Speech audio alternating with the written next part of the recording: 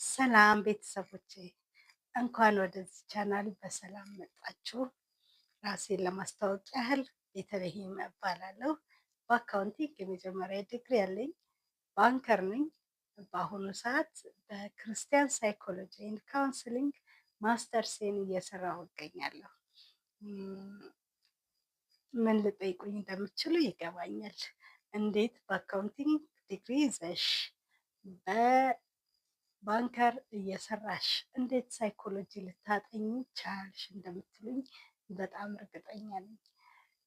ትክክል ናችሁ። ሳይኮሎጂ ከልጅነት ጀምሮ በጣም ፓሽኔት የነበርኩበት ፊልድ ነው። ለምን ብትሉኝ ሰው በጣም ነው የምወደው። ሰው መረዳት፣ ሰው ማወቅ በጣም እወዳለሁ እና ለሰው ፍቅር አለኝ በጣም። ነገር ግን ታውቁ የለ መጀመሪያ ትምህርትን ስንማር ምን መማር ስራ አገኝበታለሁ ቶሎ ብለን ነው መርጠን መጀመሪያ የምንማረው ማለት ነው። እና ፋይናሊ ግን በጣም በተለያዩ አጋጣሚዎች ስለ አእምሯችን አሰራር ውቅር፣ ስለ ሰው ባህሪ ከጊዜ ጊዜ ከህይወት ኤክስፒሪየንሶቼ በጣም ፓሽኔት እየሆንኩኝ ስለመጣሁኝ አሁን ላይ በቃ አንዳንዴ መክሊት የሚባልም ነገር አለ። መክሊቴንም ሳየው ብዙ የገባኝ እኔ ያወቅኩት ነገር ለሌሎች ሼር የማድረግ ሌሎችን የማስተማር ሌሎችን ወደ ውስጥ ስንገባ ብዙ የምናወራቸው ለምን ሞሮፍ ጠልቄ እዚህ ፊልድ ላይ እድሜን ኢንቨስት ላደርግ ከዚህ በኋላ እንደተዘጋጀው የምናወራባቸው ብዙ ብዙ ብዙ ገጠመኞች አሉ። ግን በጥቅሉ አሁን ግን ሞር ስነ ልቦና የሰው ልጅ አእምሮ አፈጣጠራችን እንዴት እንደሆነ ከቅርብ ጊዜ ወዲህ ከቅርብ ዓመታት ወዲህ ስለ ህይወት የተረዳሁት እውነት በጣም አስደንጋጭ የነበሩኝን ከጥቂት ዓመታት በፊት ሜቢ ከ3 ዓመታት በፊት የነበሩትን ወደ 30 ምናምን ዓመቶችን የኖርኩትን ኑሮ የተማርኩትን ትምህርት ያሳለፍኩትን ኤክስፒሪየንስ በአጠቃላይ ዜሮ አድርጎ እንደ አዲስ ገና ሀ ብሎ እንደሚጀምር አይነት እንደ አዲስ እንደተወለደ ልጅ ግን የአሁኑ ከ3 ዓመት ወዲህ አይኔን ገልጬ በትክክሉ ህይወትን ሴንስ እያደረግኩ የማደርገውን የሚሄደውን መንገድ እያወቅኩኝ እንዲሄድ የተረዳሁበትና አይን ገላጭ የሆኑ አዳዲስ የህይወት እውቀቶች ስላገኘሁኝ እስከዛን ጊዜ ድረስ የመጣኋቸው አመታቶች ዝም ብሎ በውር ድንብር ሲሄድ ስራመድ እንደነበረ ገልጸውልኛል፣ ተረድቻለሁ። እና ያ ደግሞ የኔ ብቻ ችግር አልመሰለኝም። አይደለም፣ ፎር ሹር አይደለም። ምክንያቱም የአብዛኞቻችን ችግር ባይሆን ኖሮ የሀገራችን ገጽታ በዚህ መልክ አይሆንም ነበር። ብዙ ነገር ይቀየር ነበር። እኔ ከ3 ዓመት ወዲህ የገቡኝ ከተለያዩ እና ጥቂት ሰዎች የገባቸው የህይወት እውነት አፈጣጠራችን ቢገባን ኖሮ ሁላችንም ሌላ ሌብል ላይ እንገኝ ነበር። ኖት ኦንሊ አስ ኖት ኦንሊ ኢትዮጵያውያን ኦር አፍሪካውያን ኦቨር ኦል ዘ ወርልድ ራስታንድ ያደረገው አይመስለኝም። እና ስለዚህ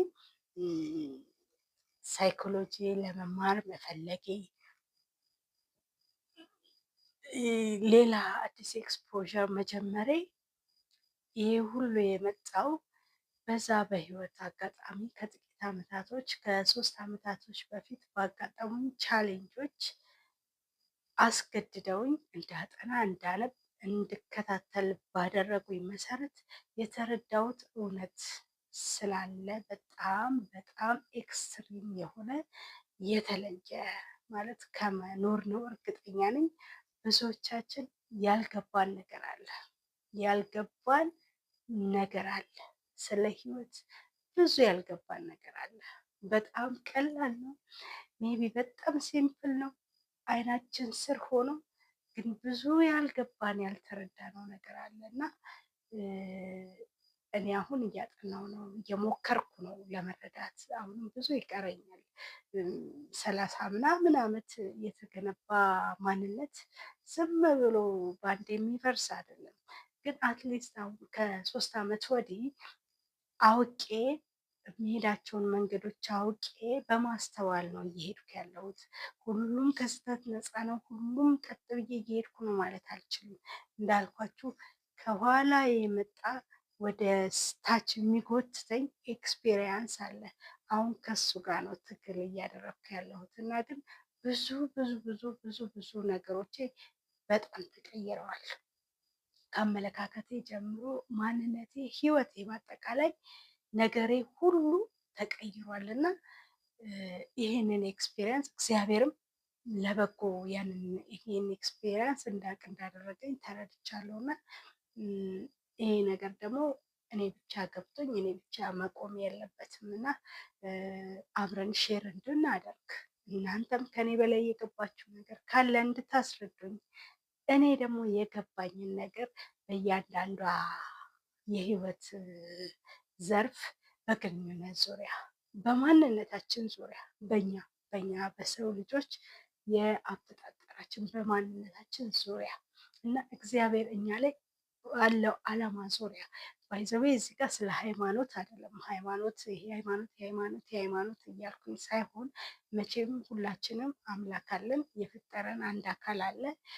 አላህም በሉት እግዚአብሔርም በሉት ዩኒቨርስም በሉት ኢነርጂም ይበሉት ምንም ምንም ቢባል ብቻ የምናምነው የዚህ አካል እኛን ያስገኘን የተፈጠረ አንድ ኃይል አለ እና ያ ኃይል እኛ ላይ ያለውን ዓላማ እንዴት ከኛ ከህይወታችን ጋር እንዴት አንድ ላይ ሆኖ ነገሮቻችን እንዴት እንደሚከናወኑ ከጊዜ በኋላ የተረዳሁትን የኛ ሲስተም እንዴት እንደሆነ እንዴት እንደምንሰራ እኛ ራሳችን አፈጣጠራችን እንዴት እንደሆነ እና ከህይወት ጋር እንዴት ነው ፌስ የምናደርገው፣ እንዴት ነው ራሳችንን በቀላሉ ልንቀይር የምንችለው፣ ግንኙነታችን እንዴት ማሳመር እንችላለን፣ በትዳርም ይሁን በጓደኝነትም ይሁን በስራም ይሁን በእኔ ግንኙነቶች ዙሪያ ያሉትን ሳይኮሎጂ እና የአእምሯችንን ሂደት እና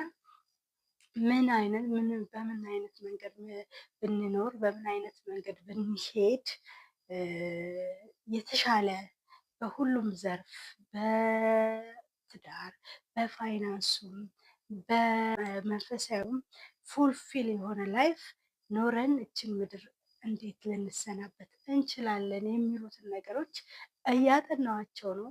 የደረስኩባቸው ነገሮች አሉ፣ ገና የሚቀሩኝ ነገሮች አሉ። ስለዚህ ከስር ከስር ከእናንተ ጋር ዲስከስ እያደረግን እናንተም እየጨመራችሁልኝ ከኔም የተወሰነ ፖይንት የምታገኙት ካለ እያገኛችሁ ሼር እየተደራረግን እንድንቀጥል አስቤያለሁ ማለት ነው። ስለዚህ ሼር አድርጉኝ፣ ሰብስክራይብ አድርጉኝ፣ ላይክ አድርጉኝ፣ ኮመንት አድርጉኝ፣ አበረታቱኝ፣ አስተምሩኝ። ከኔም ደግሞ የምትወስዱት ካለ ላካፍላችሁ፣ የኔን ሂደት፣ የኔን ኤክስፒሪየንስ፣ የኔን ጉዞ ሼር ላርጋችሁ ብዬ ነው የመጣሁት። ለዛሬ አመሰግናለሁ።